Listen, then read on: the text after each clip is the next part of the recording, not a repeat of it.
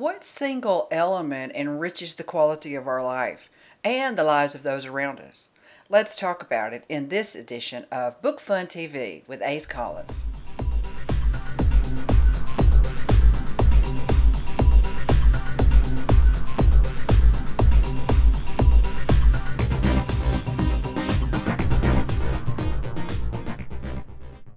Hi, I'm Patricia Durkin with Book Fun TV, where we interview your favorite authors. Today I'm with Ace Collins. He's the author of more than 70 books, and most exciting today, one of his books, The Color of Justice, was just nominated for a Christy Award. Congratulations on that, Ace, and welcome. It is a joy to be with you, and the award came as quite a shock to me. When I received that email on Friday and they said, hey, you're one of the three finalists in suspense category for a Christie, let's just say it took me a little while to, I think, fully comprehend that. That book has been nominated for several awards, and a couple of other books we've got out right now are nominated for some awards, but I was not expecting a Christie because that's a kind of a different book. It's a little hard-hitting. It's not a typical Christian novel, and so to have it resonate with the judges, I was awed and I guess a little shocked. Now, you've received several honors, but is this your first Christie? This is my first time I've ever been nominated for a Christie. Yes, it is. Okay. And about half the books I write are Christian books. I mean, it's a situation where I've had a lot of awards. I've never been nominated for this one. And I'll be honest with you, I was not expecting it for this book. I thought this book was really good, Color of Justice, but I didn't know what category it fit into really, and I also didn't know how people were going to take it, because it's written in a radically different way than most books are written in that market, a departure for what most people talk about. It was a hard-hitting subject.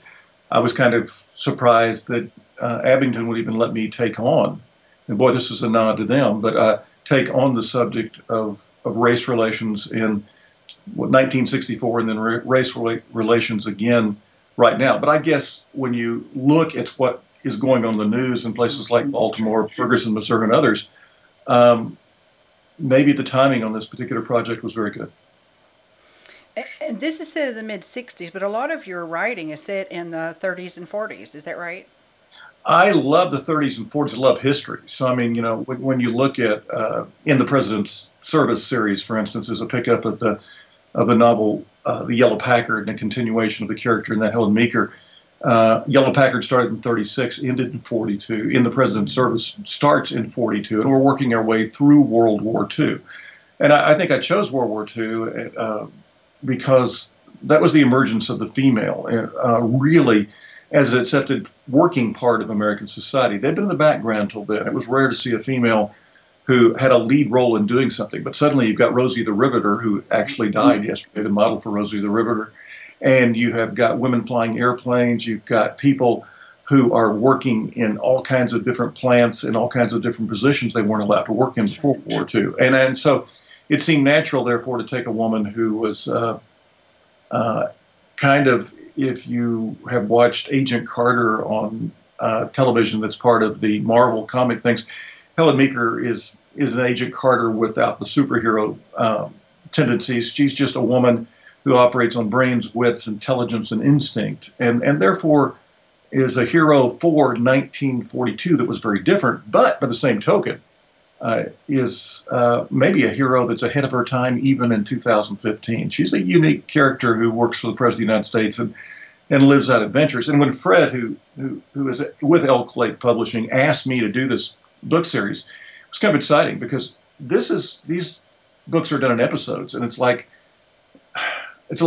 a combination of two things: watching a television series play out one episode at a time, because there's always something from one episode that leads to the other. So you really get to develop your characters. And the other thing is it reminds me a little bit of 1930s and 40s movie serials. And so it's kind of combining two separate genres. And maybe this is the future, in a way, of novels in our new age, continuing characters, giving people, at least every other month installments where they keep up with the characters and really get richly invested in them. I think it's similar to what folks were doing back in the 30s in some of the pulp fiction magazines. Raymond Chandler and other great writers got their start in that, and they continue to write in that, continue to develop characters in that. So the Saint, the Falcon, all of those characters, the Shadow, began in that kind of format. And I think Helen is an interesting addition to something that was, and I hope will become a very strong part of the way we read today. Mm-hmm. And that genre had such a loyal following.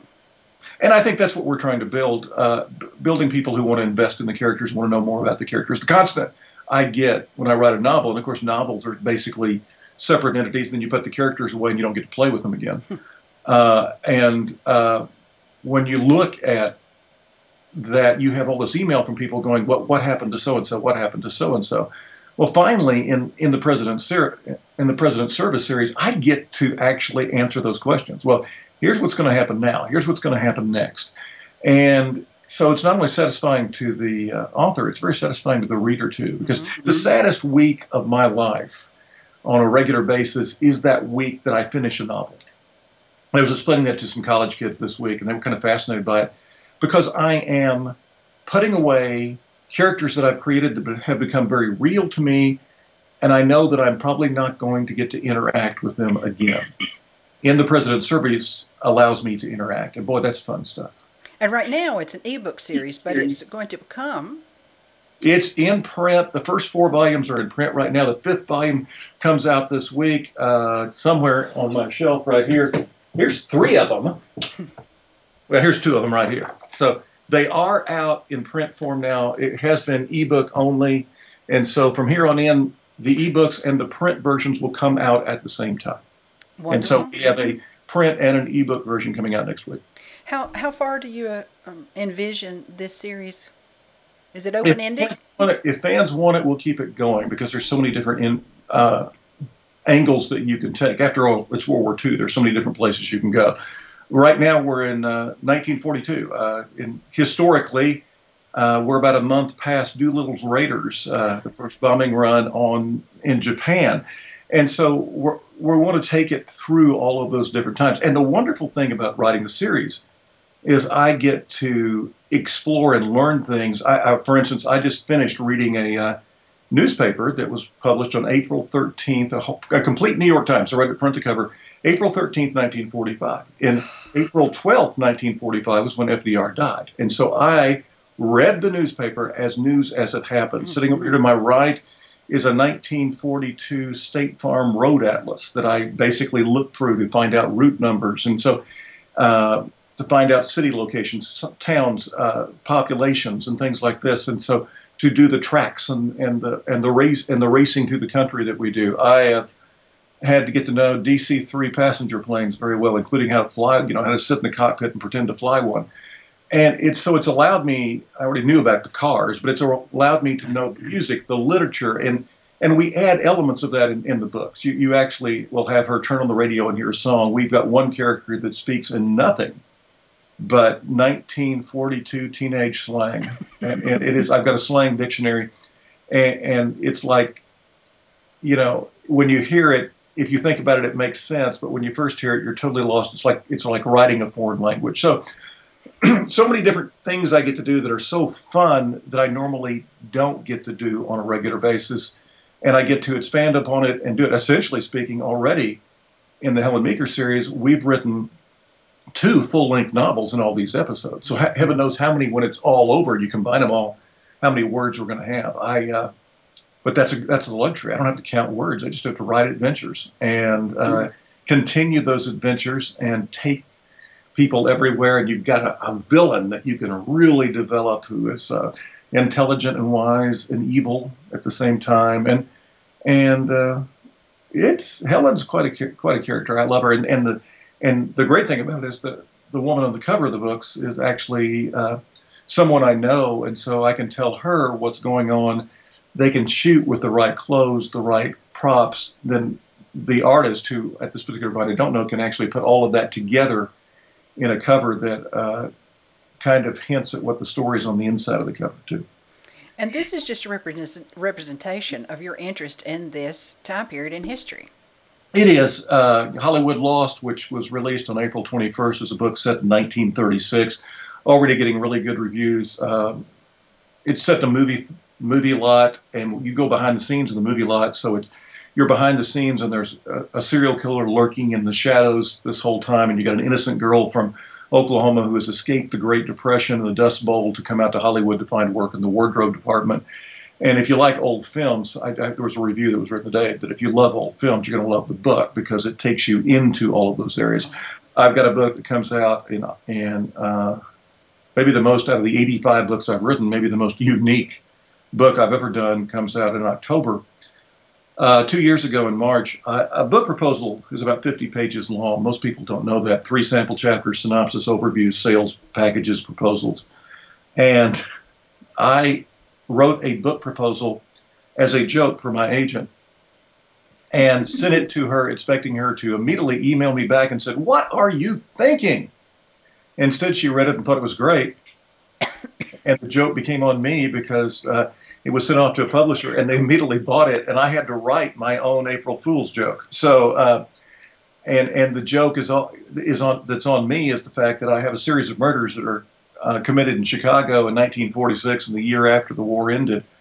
And the murders are committed by somebody who's bashing people over the back of the heads with those huge fruitcakes in those tins. And so I make a weapon out of a fruitcake, and because I never could figure out what people did with them anyway, because I certainly didn't know anybody who liked to eat them. And I know there are a few people, but not a lot, you know. And so the fruitcake murders comes out in October. The only way I can describe it is a comedy whodunit. But like all of my books, it also involves characters. One, a female reporter who's trying to get recognized in a man's world, a homicide detective who is suffering from what we would now call post-traumatic stress syndrome. In his situation, it would probably be called shell shock in 1946.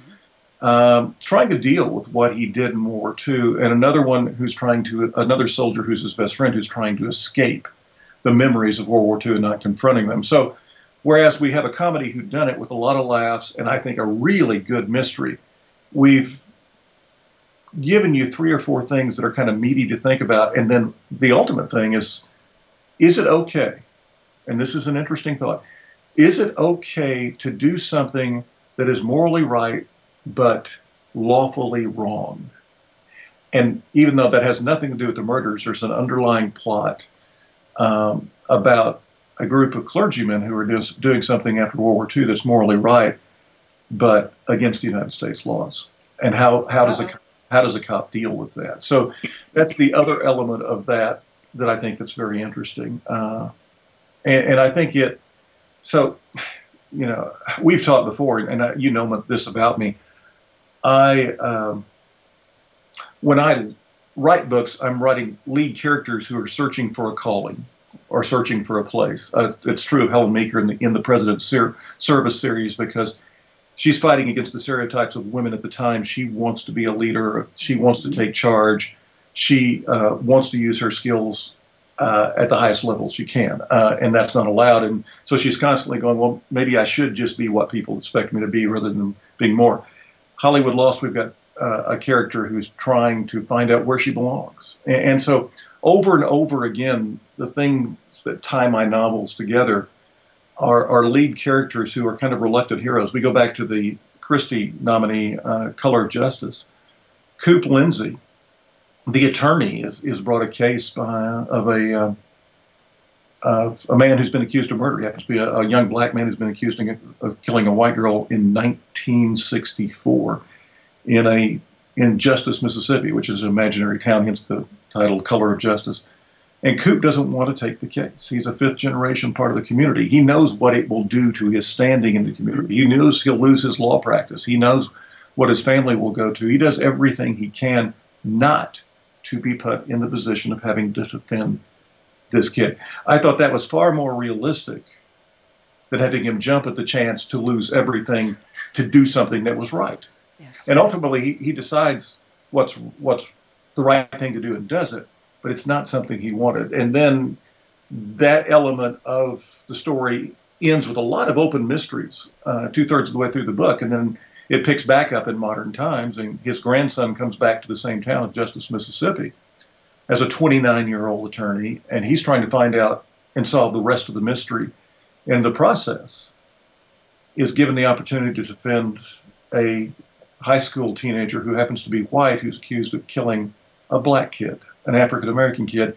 And now Justice Mississippi has an African-American mayor, an African-American police chief, and an African-American school superintendent. But everything has flipped. And so it gives me an opportunity to look at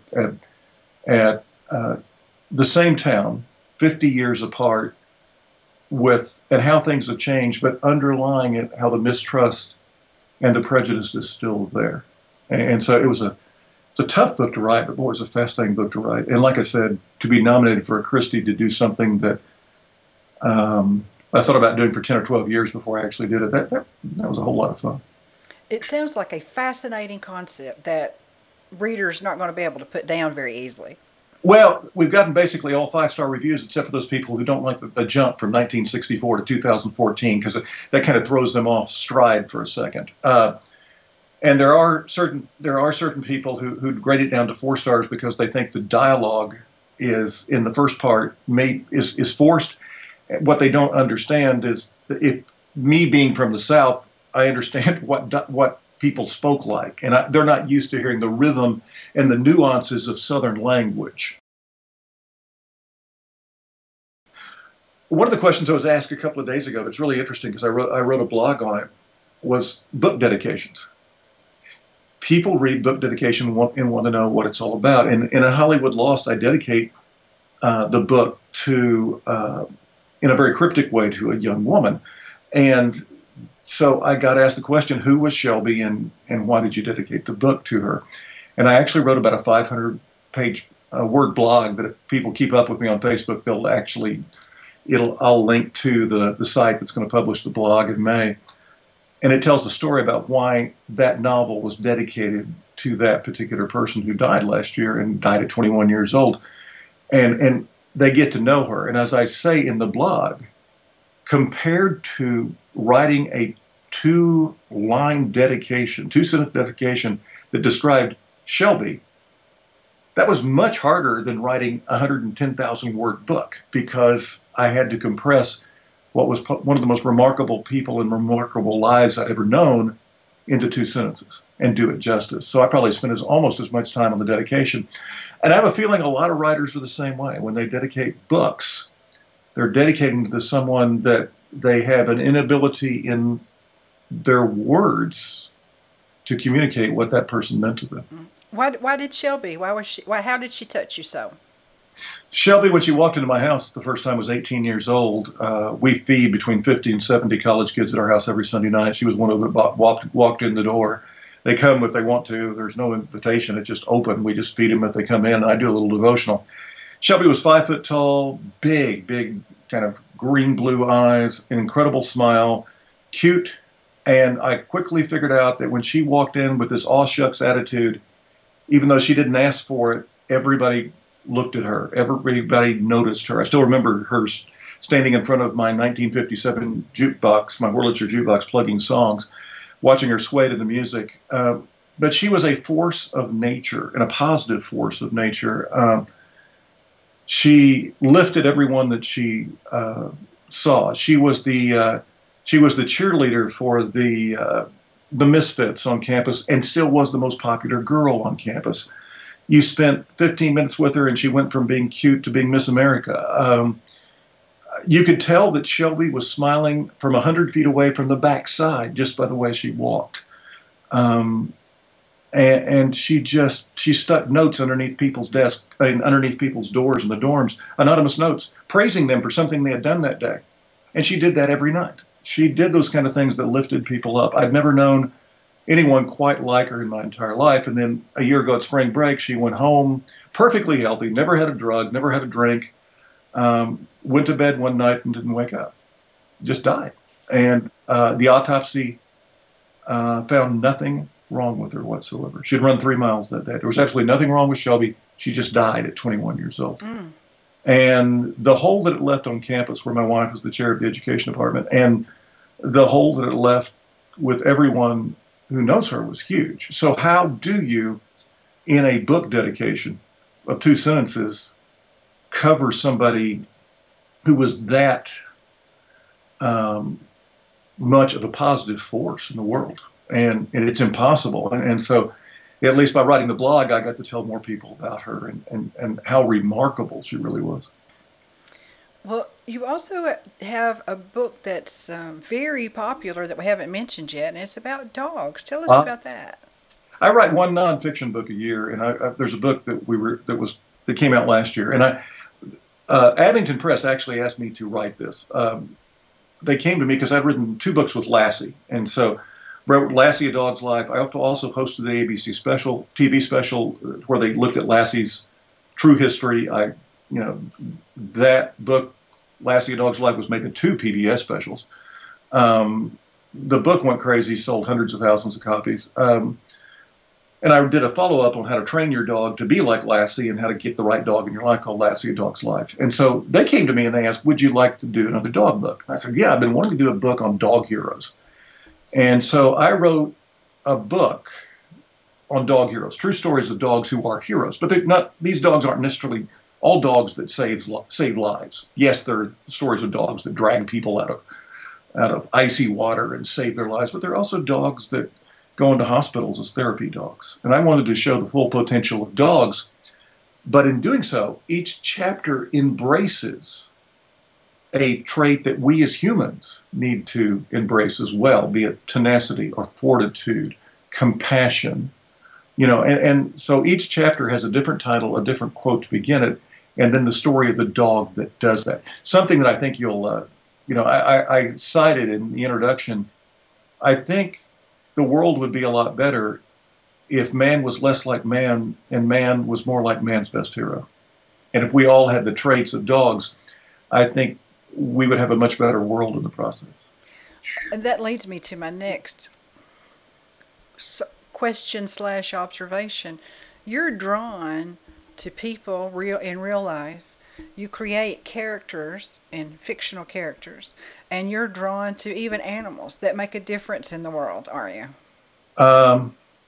Yeah, I see heroes all around me all the time. I can sit for 15 minutes on a street corner and find somebody who's a hero. I look for heroes. I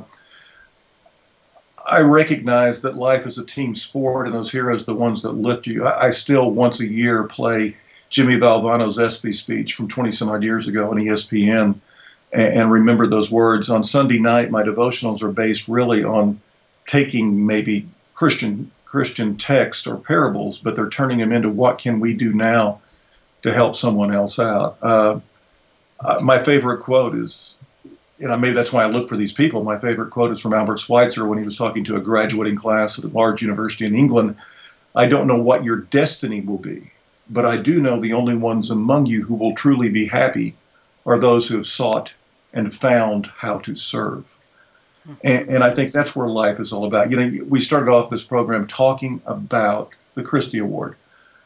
The Christy Award, and I've already cited this on Facebook, does not happen because a writer sits down at a Mac and writes a book. The Christy Award happens because you've got an agent who finds someone who's interested in that book, because you've got an acquisitions editor who takes a chance on that book. And there's a big chance because you're going to lose money if it doesn't sell. Then you've got your editors that you work with that find the holes in your work, that make the suggestions. Then you've got the marketers and you've got the publicist. And so in my case, Joyce Hart, my agent, Ramona Richards, my editor on The Color of Justice, Kat Hort, who was the publicist, and the list goes on. These people have as much to do with a book's success and a book's impact as does the writer. We are just part of that team. And whenever I talk about my books to a large degree, I say, when we did this. And people say, but your name's on the book. And I said, yeah, but it's still a we project. And I think once you recognize that it is a we project and you recognize the world out there outside your window is a we world, you get involved and you realize all of these people that it takes. I was asked a question one time by a very good friend of mine. She said, who is the most important person in your life other than your family? And I'm not stupid. This woman is just like a sister to me. And I said, well, there's no doubt. It must be you. And she said, no, it's not me. And I said, okay, my doctor. And she said, no. I said, my preacher. And she said, no. And I went through a list of about 10 people and said, I don't know. I give up. And she said, Ace Collins, you're the most positive human being I've ever met in my life. But if the garbage man didn't come by every week, eventually your garbage would pile up and things would start smelling and your life would be filled with filth. And then you would be yelling at your wife, you'd be yelling at your kids. You would not be a happy camper. You wouldn't be a happy person.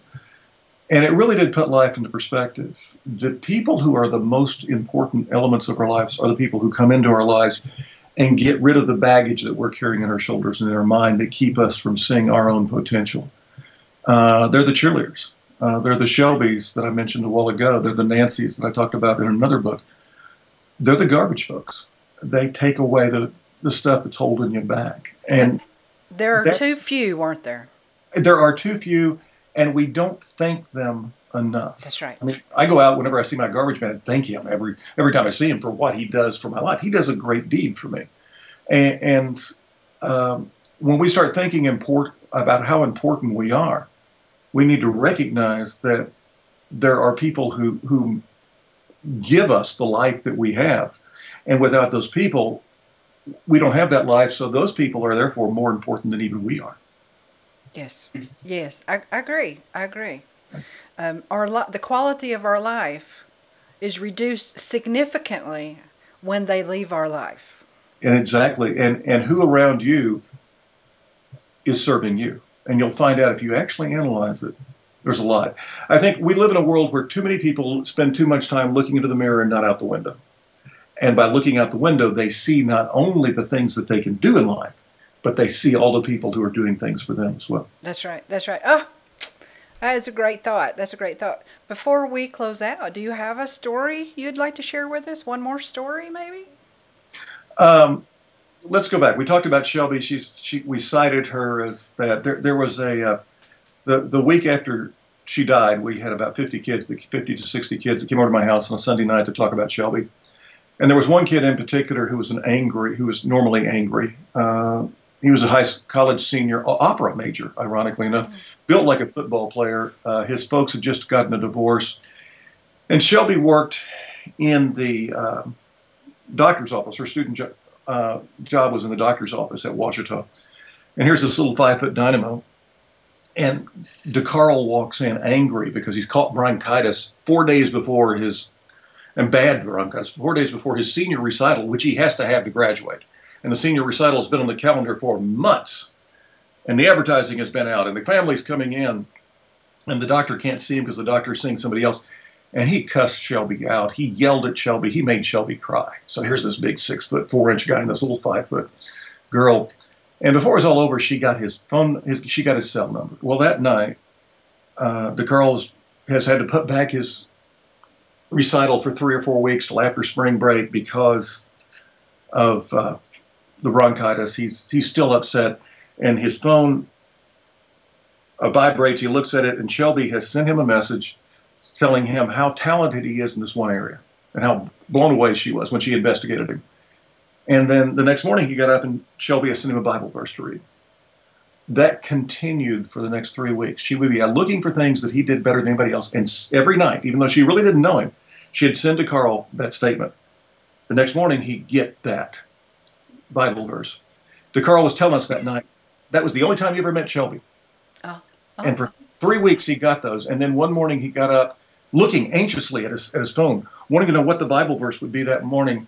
And it wasn't there. And then, like all the students did at Ouachita, he got an email a couple of hours later telling him that Shelby had died. Yet, till the day she died, she was having that kind of impact on people. That, I think, represents the force of nature that she was and what we really all should be. Amen. Amen. So true. So true. There are more opportunities than we realize when we start looking. They're there like pebbles on the sidewalk. That's right. Amen. It's been wonderful to talk to you today. If folks would like to find out more about me, they can go to my website at acecollins.com or join me either on my author page or my regular page. You can find me under Ace Collins on Facebook, or follow me on Twitter. Just follow the name. And it is, and look at some of the off-the-wall things that I say on Twitter and Facebook to make people laugh and smile. So, And your books are available everywhere, right? literally everywhere. Online sellers, as I mentioned, Hollywood Lost just came out. The fifth story in the President's Service, the fifth episode, comes out this coming week in regular print version. Sixth comes out in May. Seventh comes out in June. I'm writing the eighth right now. Color of Justice, which is the award winner, is out there. And The Fruitcake Murders, where we finally do something with positive with fruitcakes, we kill people, comes out in October. Oh boy, oh boy. Thanks very much for chatting with me today. I so appreciate it, Ace. You bet. Thank you so much, Patricia.